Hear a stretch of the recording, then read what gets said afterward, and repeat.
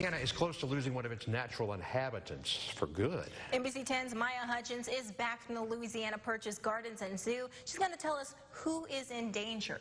Maya? Gordon and Michelle, the alligator snapping turtle has been a species of greatest conservation need in Louisiana since 2012.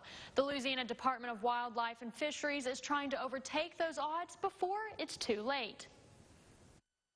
Within the next year, the U.S. Fish and Wildlife Service will make a decision on if the alligator snapping turtle should be listed under the Endangered Species Act. They aren't quite listing them as threatened or endangered, but there are people who have noticed that their populations are declining. The LDWS restoration program harvests the eggs and let the babies mature before releasing them into the wild. This is a safe way to make sure the population will increase in its natural habitat.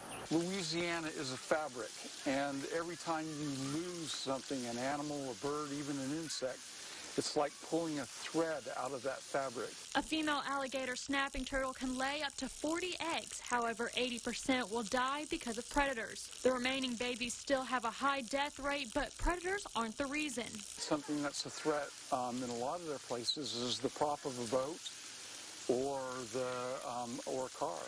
Luckily, the Louisiana Purchase Gardens and Zoo has been a helping hand in saving those turtles who have been hurt. We'll still be able to have them and display them. We're actually part of the solution.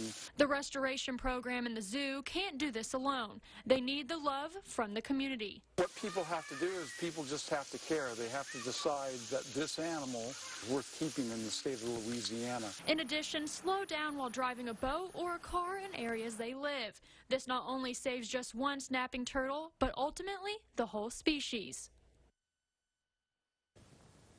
Many have faith in this program as it shows it works. Alligators were almost extinct in the state of Louisiana in the 1960s. However, this exact tactic is what saved and repopulated them.